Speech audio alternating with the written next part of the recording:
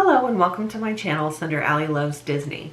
If it's your first time stopping by, hello, my name is Allie.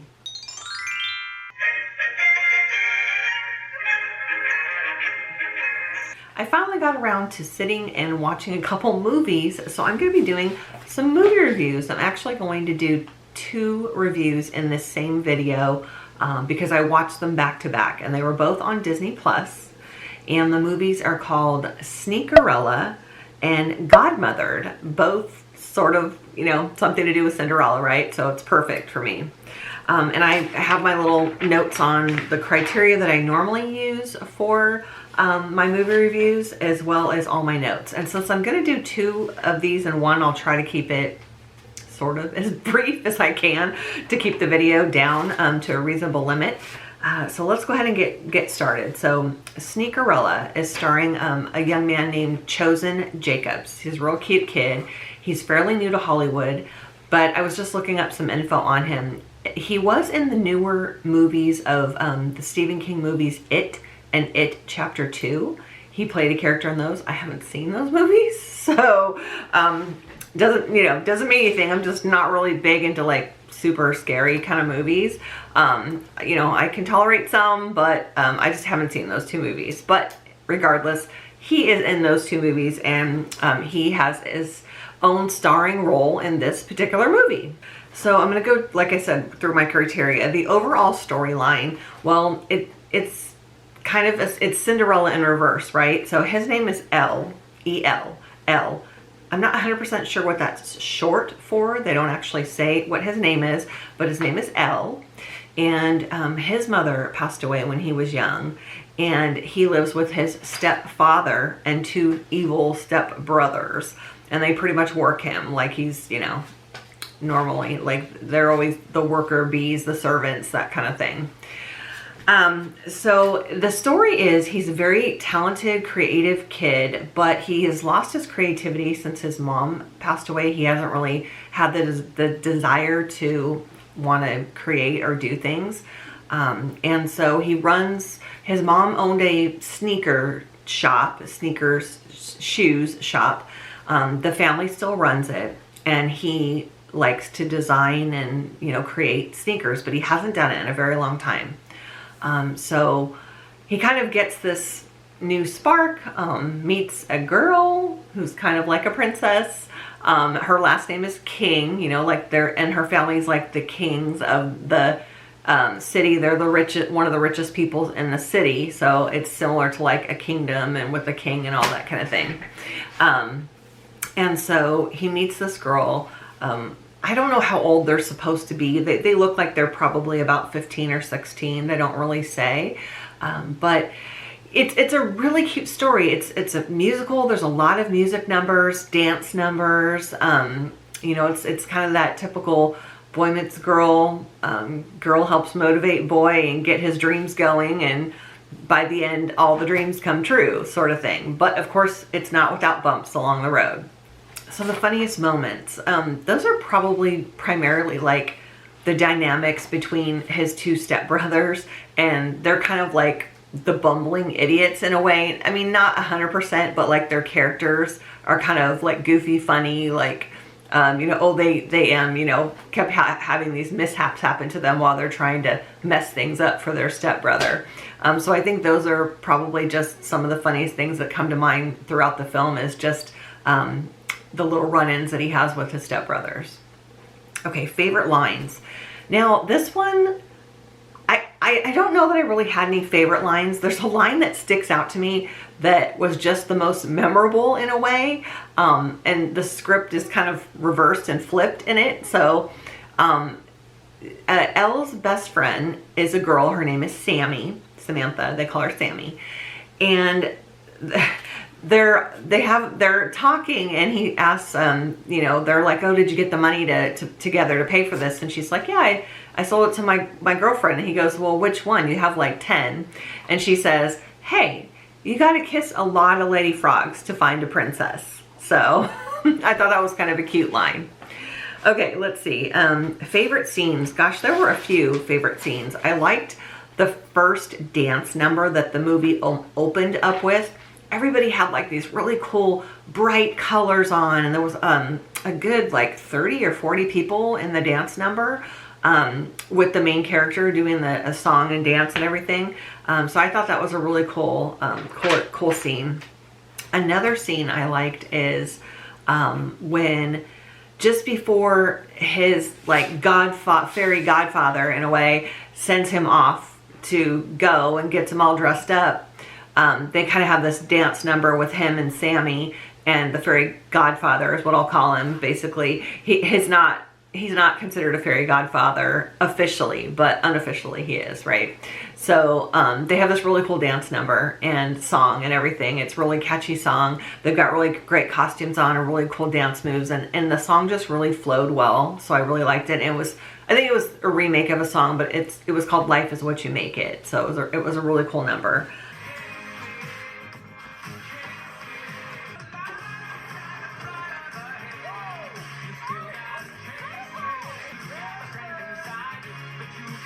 I'm just glancing at my notes here. Okay, let's see. Next thing, the songs category. I kind of like already talked about that in a sense. But I will say, I did like that they included A Dream Is a Wish Your Heart Makes. The two main characters sing it in the movie, and of course it's a little bit of a rendition of it, a little different sound of the music and everything, but it was really cool, and I liked that. I really did appreciate that they included that in the movie. Okay, let's see.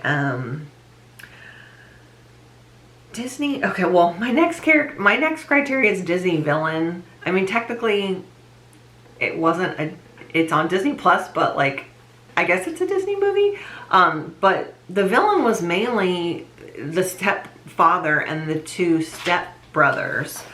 But this one kind of has a twist at the end, and the stepfather ends up kind of realizing the error of his ways and ends up loving the stepson by the end. So it's kind of cool as far as how they spun it that way. But at first, you think, oh, he's so evil. But honestly, I think the two stepbrothers were probably the most evil in the movie. They were more evil than the stepfather.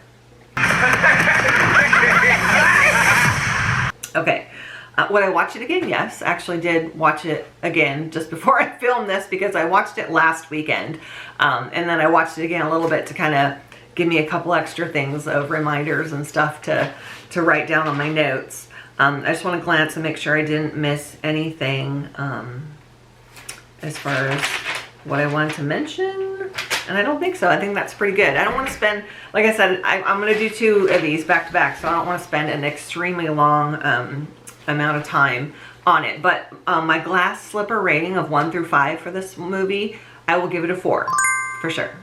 Okay, the next movie I watched was Godmothered, and that is with Jillian Bell.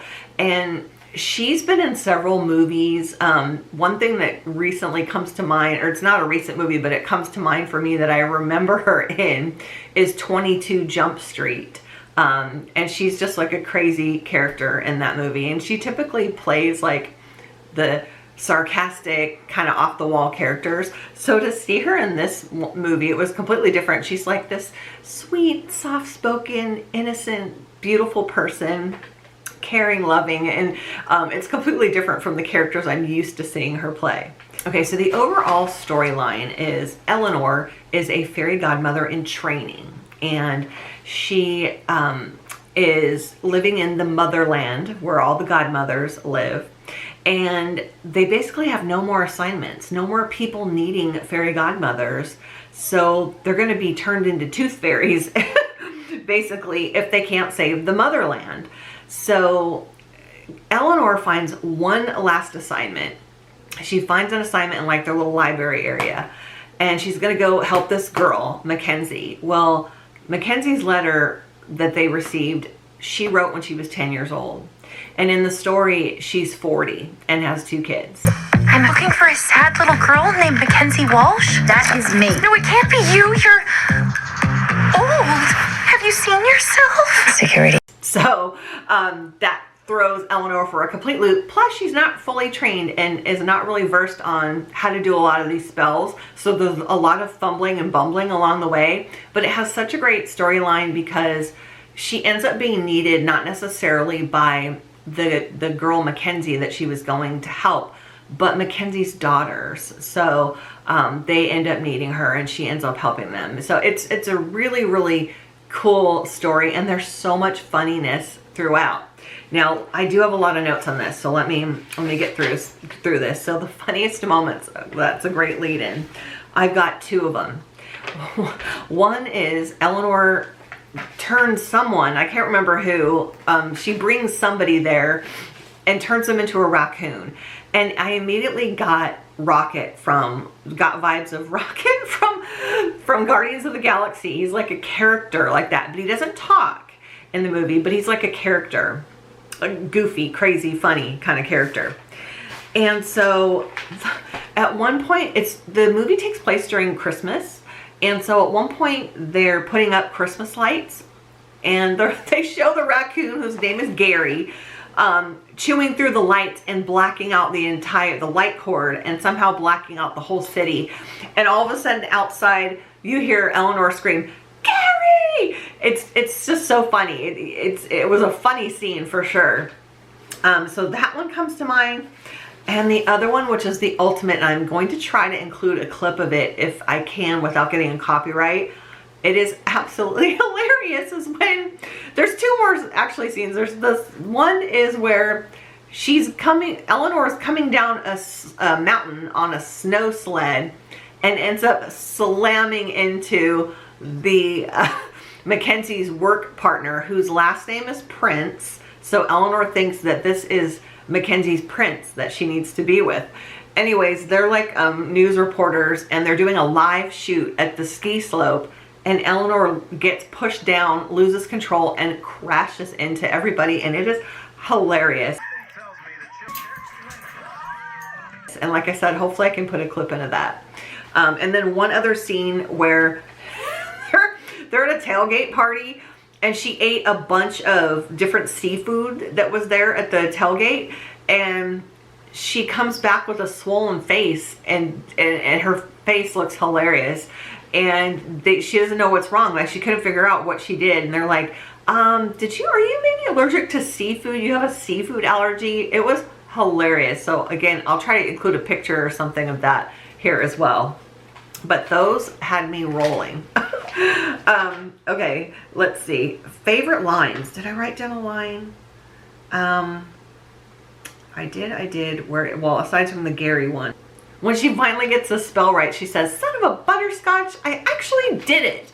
So I thought that was kind of cute and funny line. Let's see. Favorite scenes. Well, gosh, I guess those were kind of along the same lines as the funniest moment one. So I think most of those things I had talked about were my favorite scenes. The next criteria is the songs category. And this really wasn't a musical, but there were at least 2 musical numbers or songs that they sang. And I don't actually know the name of this song, the title. I should have looked it up, but I completely forgot. But they're basically singing.